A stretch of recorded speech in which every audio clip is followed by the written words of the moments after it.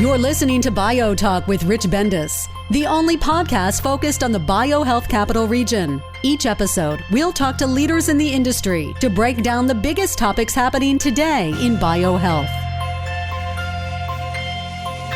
Hi, this is Rich Bendis, your host for BioTalk, and we're continuing our virtual podcast, and I'm broadcasting live from my home office, just as most of you are doing these days. And we have a repeat customer for BioTalk today. And we wanted to find out what was going on in the investment world, especially with angels around the United States. And we have one of our favorite super angels, Faz Bashi from San Francisco. So he's going to give us a perspective on what's going on in California and on the West Coast. But also he's very prominent because he's on the Angel Capital Association board. He is co-chair of the Life Science Angels, which is affiliated with the ACA. And if I went through all of the things that Faz is associated with, we'd never get into the podcast. So the best thing is to just let this roll with Faz. And the other thing is Faz is a new acquaintance to us on the East Coast because he came to our investor conference in October that we had at AstraZeneca, our JP Morgan Wilson Sonsini investor conference. And more than anything than sort of walk the walk or talk the talk, he actually met a company called Miracule, Anthony Sala, on a Wednesday in our conference and committed to make an investment on a Friday.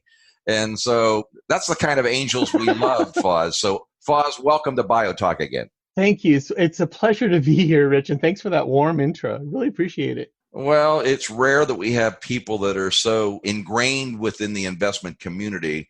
And we're trying to bring, as you and I talked about when you were at the conference, a little more of this entrepreneurial angel investing spirit back in our region. So I think it's starting to emerge.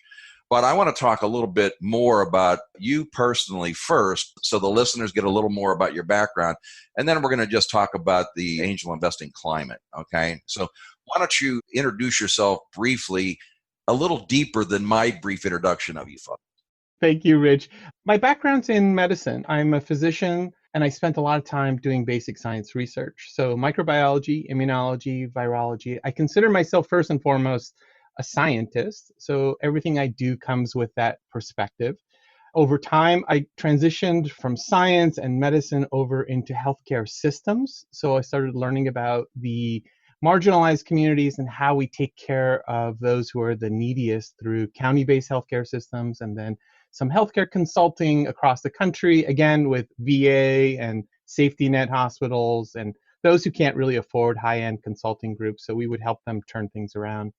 And from there, I got introduced to angel investing, Rich. And I got to meet wonderful people like yourself who actually took me under their wings. It was about 10 years ago. And I started learning about angel investing as an asset class. I started taking a little bit more responsibility for committees and getting involved with the ACA, the Angel Capital Association, where I am emeritus board member. And also for 5 years, I've been running, more than 5 years, I believe, but running a syndication call, a 1-hour call every month for the past 5 or 6 years, and get to know wonderful people like Andrea, who you work with, and yourself. And it's just been a wonderful community of people who are bright lights for healthcare and life sciences. That's a great intro. And so I really have been calling you Faz, but it should be Dr. Bashi, correct? Oh, no, Faz, Faz is perfect. Faz is okay? Yeah, absolutely. For the listeners who can't see Faz, his background, he's got this very colorful heart. And I think it's there really to thank all of our healthcare workers and everybody else that's on the front line today. Absolutely. Thank you for noticing that. And I did do that with intention, because what we're experiencing right now truly is remarkable, incredible, an experience of generation or more. And everything that we're seeing that's happening right now with our frontline workers is truly about love. People are working hard to save one another, and that's fantastic. I guess maybe what we should talk about first, since we just talked about the pandemic and the workers, is I'm basically sequestered in Kansas. I'm trying to get back to the East Coast later this month. You're out in California. What's the current status out in California with what's going on with the pandemic and the stay-at-home, Faz? Yeah, so people have been complying with it, Rich, and much like you with being in a big city, I'm in a big city, and it's just remarkable to see the streets without cars and people not walking around and shopping and seeing boarded up restaurants. And it's really a remarkable experience. It's mind-boggling.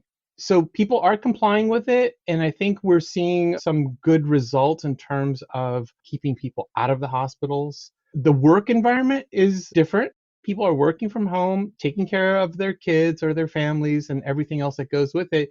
And I think now that we're about 7 weeks into it, 8 weeks into it, I think people are starting to feel a little bit of the cabin fever. Is this going to last forever? When am I ever going to get out? Because it's a new normal. Yeah, it's a new way that, to be honest with you, in both of our lifetimes, and we've had more of our lifetime than most other people have right now. So at the end of the day, the question is going to be, how do we work in the future, especially in the world that we're both in? And how do we help entrepreneurs, the innovators that are helping to address this COVID-19 pandemic? And more importantly, how do we get them the capital they need to continue with their great ideas that we need to keep America the leading innovation country in the world? So you and I were talking before we actually decided to start this podcast. We're sharing, I'm having a cup of tea, you're having a cup of coffee, but generally what would happen in California, and especially in San Francisco, you'd be on Sand Hill Road in a coffee shop where all the deals get done doing deals. But I would imagine right now, unless you do a drive up, you're not going to get coffee at those coffee shops. And then someone would have to jump in somebody's car in order to do what they do in a normal day.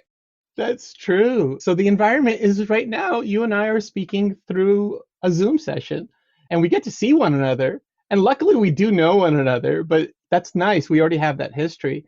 But it is unusual now to meet new folks and try to evaluate opportunities through electronic means, which creates challenges, but also creates new skill sets, if that's the right way to look at it. I'm trying to figure out, how do I assess somebody? Well, if I don't have the camera on, then I can't see facial gestures, I can't see body language. That makes it harder than it's just voice, and I don't know exactly what's happening behind that. And there's so much of what we do, Rich, that's relationship driven. Wouldn't you agree? I agree 100%. And I agree with you also, is we do a weekly staff call, and it's by GoToMeeting or Zoom, whatever. And I love seeing the facial expressions of the people and the body language, because there's a lot of stress going on right now. And a number of the people I talk to, they have a full-time job. They might have 2 or 3 children that are in school, whether it's elementary or high school. They're homeschooling. Plus, they have to maintain the home. Plus, you have to do your shopping and everything else you have to do. So talk about the challenges. Fortunately, I'm at a stage, you may be at a stage. I have no children at home right now. And what we're doing with our family, normally when the kids were growing up, it was a required family function. We'd have Sunday dinner at home, and everybody had to be at that dinner.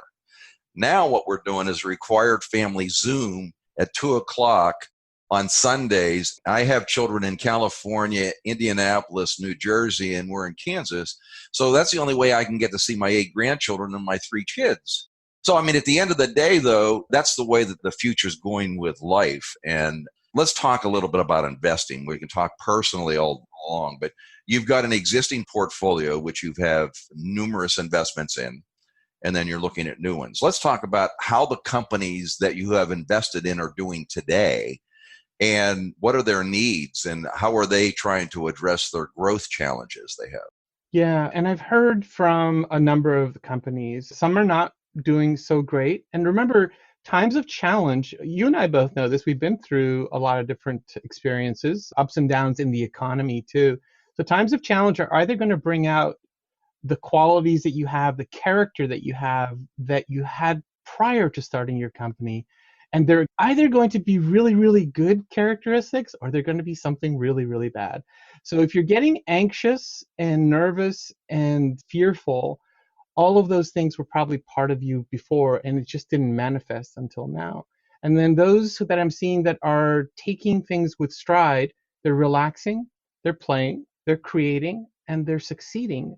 Those are again, it's times like this that brings out the best and the worst in some folks. So raising capital, I'm in a company myself. I'm on the board. I'm an active player in this company, and it's a veterinary play. We started fundraising for Series A about a month before COVID hit. And I have to tell you, the deal is good. The management is good. The IP is solid. And the investment appetite is very strong. We have a number of Series A folks who have asked to continue the dance for the next 2 or 3 months, and that's very promising. So from my own personal experience, and this is an N of one, it does not look like people have shut down like they did in the past. You remember post 2008, everyone just closed their purses, and that was a different environment. Right. The key, though, is this company you're affiliated with probably has more credibility. It sounds like it has people that have experience and potentially credible management and board members. But if you were a first-time entrepreneur, we're not able to attract the Fazs to be involved with the company. I would imagine it might be a different challenge for those companies. I agree, Rich. Again, it's a different environment. Now, the advantage is you know where all the investors are, Rich. They're all sequestered at home. They're not traveling. No one's in coffee shops. You know you can get them. But you know what's interesting, and I'm sure you've noticed this too, my inbox has never been fuller, and my calendar has never been fuller. And I'm still trying to figure out how to pace myself with this new, because I'm just putting too many back-to-back Zoom meetings together, and I don't give myself a chance to breathe. Again, you know where they are, and everyone's really kind of figuring out how to manage time and how to manage capital and connections. And since we're both interested in life sciences and you're doing your monthly calls, tell me the pulse you're seeing nationally with your life science angel calls that you're doing with people around the United States, and any trends that you see emerging? Very small percentage of the groups that are part of the ACA, the Angel Capital Association, have said, we're pausing, we're taking a break. The majority, however, and I would say more than 80%, are still in business and still actively looking. This environment is also creating opportunities for people to negotiate more. Can we negotiate on valuation? Can we negotiate a board seat? So it's creating an opportunity for both sides, entrepreneurs and investors, to actually have deeper conversations about what they both need. Well, that's encouraging, the 80%, because we need to keep the investment climate alive. And unfortunately, as you know, we were going to have a big BioHealth Capital Forum in April, and we had 1,200 people last year. We had 800 people registered 6 weeks before the event. And then, of course, there would have been a big uptick. So what we're doing is we postponed it because we're going to combine it with our investment conference that we have in October. And we're hoping that that might be in person, but we're having to deal with potentially this virtual world, and we're learning by other people's experiences. And I don't know, have you attended any of the Resi virtual events that they've had? I have attended a number of events recently where there's more than just two people talking to each other on a Zoom session. It's interesting. It's a new environment.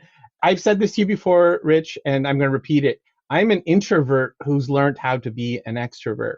And so when I put my time and energy into a conversation, I'm in 100,000%. And so I find myself quite intensely engaged in conversations on Zoom for these big conferences. But I also find myself at the end of the day exhausted. Right. One of the things you talked about is busy. And I wondered how we were going to keep ourselves busy during this time because I'm a people person. I love the touchy-feely and sitting across the desk and meeting people, having a glass of wine with somebody, talking about the business. And so right now I have a glass of wine with myself. but that's it's morning, Rich. How can you have a glass of wine? Yet. I'm drinking tea right now. All right, very good. But at the end of the day, we do a number of things at BioHealth Innovation, and our deal flow hasn't slowed down, because another thing that we're doing, we're trying to give access to a lot of these biohealth companies to the COVID-19 grants and funding programs at the federal or the state level. And Judy Costello on our staff is working with numerous companies every day.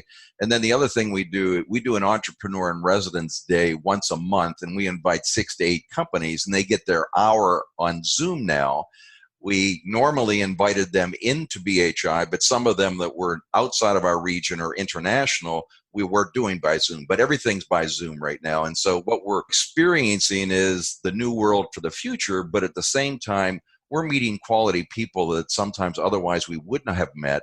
And then you mentioned Andrea, we're trying to raise a $50 million fund, which you can get a lot of people that you might have soft circles, but at the end of the day, you aren't going to close them to write a $5 million check until you sit across a desk from them shake their hands and they see that you're real. So I'm sensing in talking to a lot of the people who are investors raising funds right now that there's been not as much a pause. We're having as many meetings and discussions as we normally would, and potentially more, but you're not going to actually see closing a transaction until we actually get back to where we have some in-person meetings with investors. I think you're right. I know you're right, Rich. By the way, I want to commend you for what you're doing, because one of the things I love about you and the group, BioHealth Capital, is you're cultivating your garden. You're creating this quality community and you're bringing your tribe in. And actually, this is the amazing thing about the situation we're in right now with the pandemic. It feels like we did slow down for a bit, but at the same time, because we slowed down, there's a lot of other things that we're doing that we're paying attention to. And you mentioned that it's possible now to have a 1-hour conversation with folks. Right.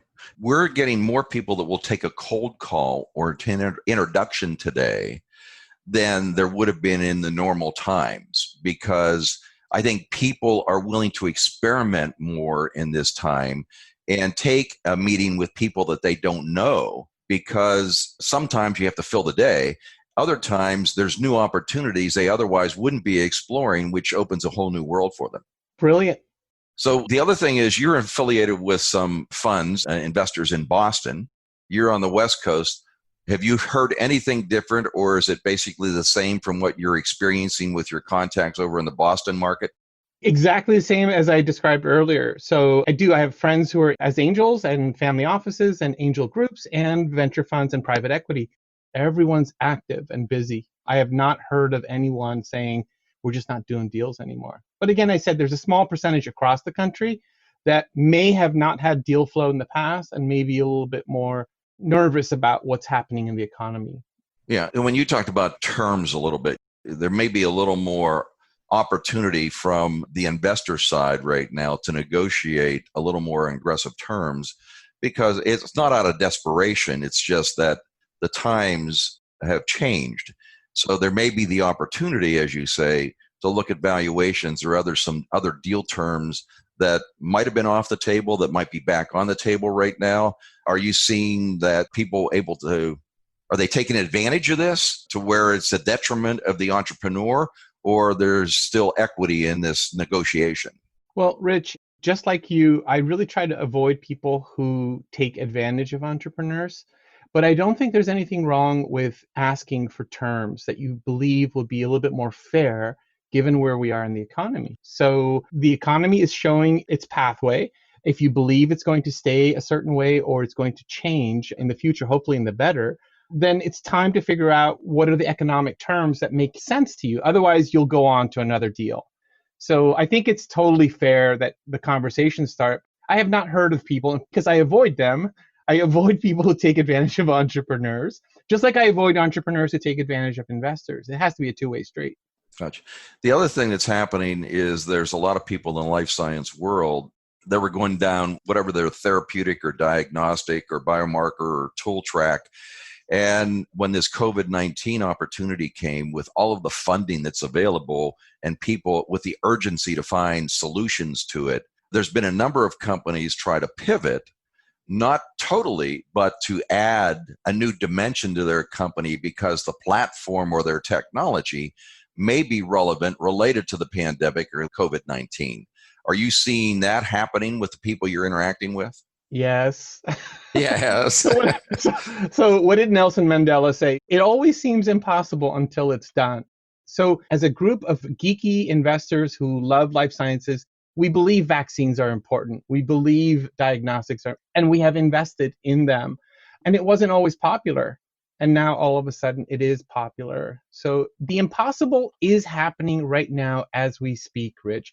Telehealth. How long has telehealth been around, Rich?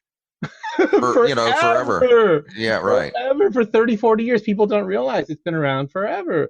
And now all of a sudden, thank goodness we have some infrastructure in place for telehealth. Otherwise, I'm on the external advisory board for Hopkins CBID program. And we were talking with one of the high-level executives for the hospital. And they were talking about hundredfold increase daily in telehealth use. Yeah, I think that that's going to be a way of the future too, because when you look at remote monitoring and telehealth, And it's been something the rural communities have had to adopt much earlier because of their lack of access to what's going on with the big metropolitan health centers.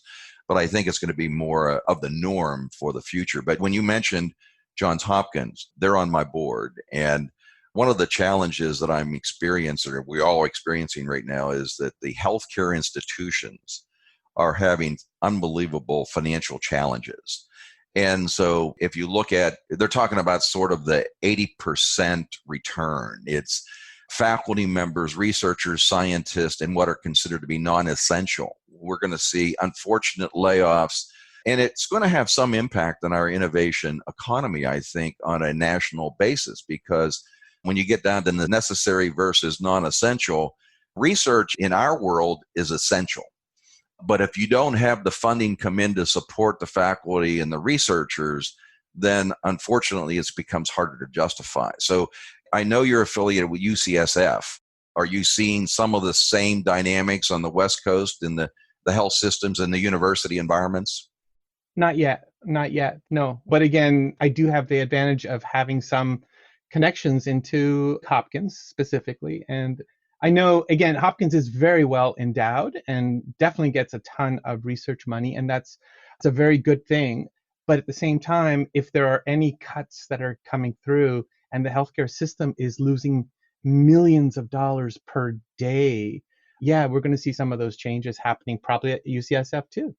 Yeah, I think that what we're seeing is that if you basically look at the elective surgeries, which are major income streams for the hospitals, and then if you look at what's going on at the university side, and Hopkins has both sides of this, if it's all remote, you're starting to see a little of this backlash of students saying they want refunds because they're not getting what they paid for.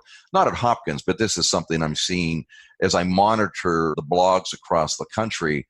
This is sort of the student uprising of online education isn't the same as having the professor in the classroom. So that's just the thing of the future. And I have grandchildren that are experiencing this at the same time. I think it's just bodes, unfortunately, for the change in the paradigm around everything that we're going to be doing. I agree. And if I could make one ask of your amazing audience and the people that we all know who will listen to this, my ask is this: don't give up on this new reality. Embrace it. Learn how to connect with people through this new medium, which is voice and video. And it's going to be like this for a while. So build your network, get to know other people, take advantage of any additional time that you have to, again, build that network. We need to be stronger coming out of this, and we need to support one another. People are going to be looking for work, and people are going to be still creating new opportunities, Rich, and we need to support them. If you look at the history of America, every time we've had a little down cycle, we always emerge, and sometimes for the better. This one is harder to relate to, though, because of the impact it's having on people, not just the financial impact that we've had in financial crisis in the past, but you take financial and health and put it together. We really need that innovation and entrepreneurial spirit right now to emerge. And there's two words really are patience and persistence. It's not going to turn around overnight. So people are going to have to be patient, but they also have to be persistent with their ideas. It's something that if you have this vision for the future, continue to go for it, because you're right. You say you're an introvert. I don't buy that, Faz, because you have learned how to smile, communicate effectively with people over time. But at the end of the day, it's those people who are going to be the most effective communicators in dealing with their employees, their staff, their partners, investors, and everybody else that are going to be the ones that will shine through this pandemic. Yeah, I do periodically reach out to folks just randomly, and some of them reach out back to me. I just heard a quick story, Rich, about a friend of mine who reached out from Canada and said, several of my friends just got laid off from their jobs. What do I do, Faz? And my answer was simply this: listen, learn to be an active listener. Once you listen, and don't try to go for results, just listen and be available, because things will get better, and we need to help people see the positive in front of them.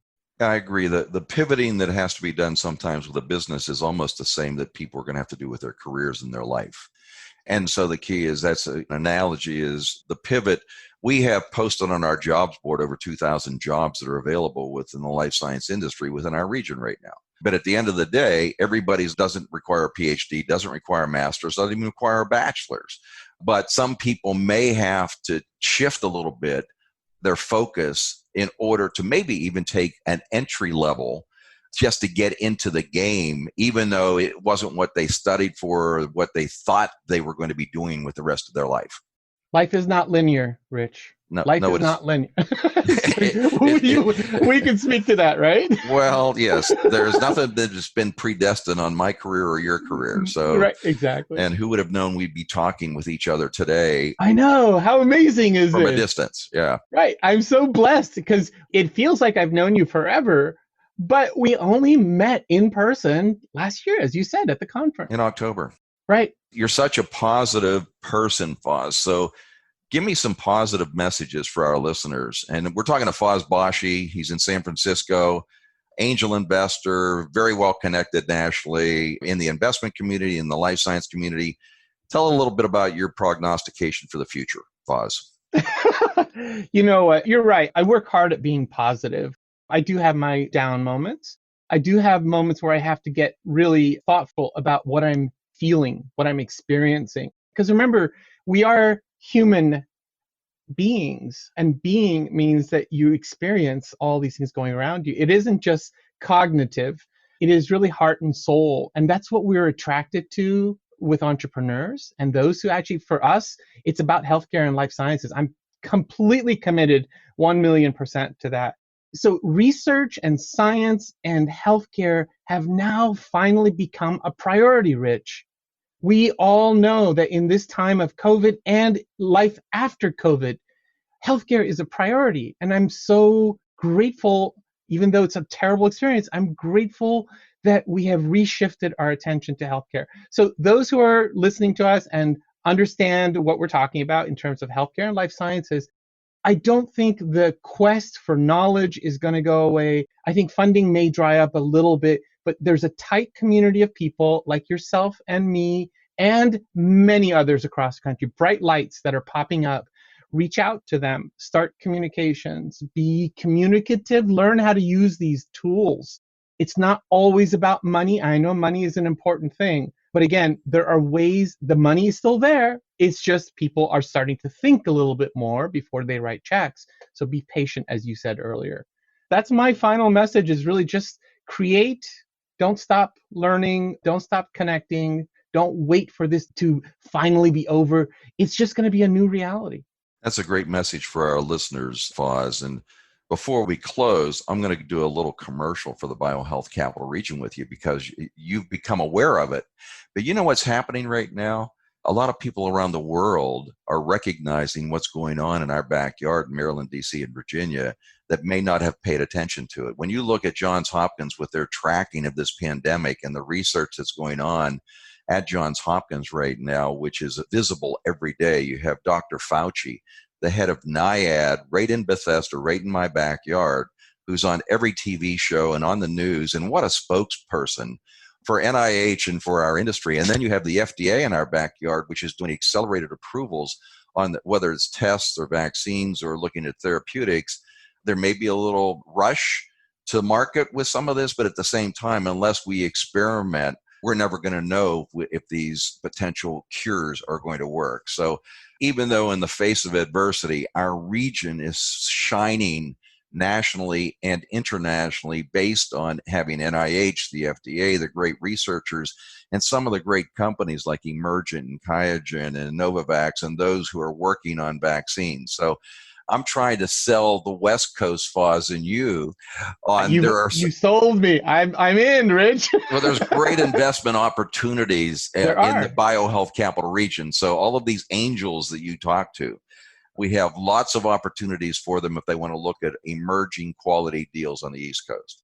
I completely agree with you. So if your investment thesis is about finding the best opportunities and finding the right economic climate and ecosystem and people that you can connect with, I agree. You know it. You're the one who introduced me to Miracule and Anthony Saleh and the group. And I invested, and I'm very happy with my investment. And I also love the fact that there are a community of other organizations around you who are not only supporting up with real estate and not only supporting with funding, but it's intellectual and heart capital that I love.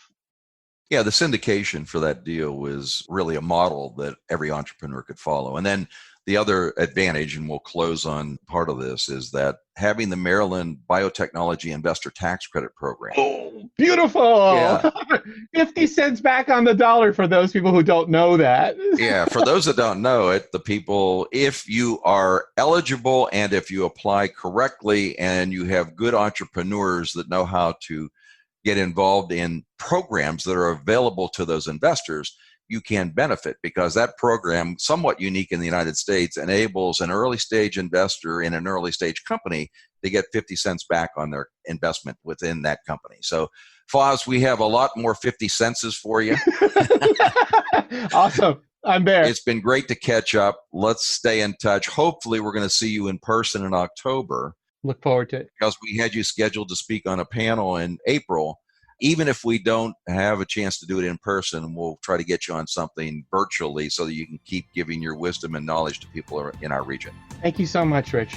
Thank you very much. We've been talking with Faz Bashi, super angel from San Francisco. We'll stay in touch with him, and we thank him for his contribution nationally into our region, as well as to the life science community.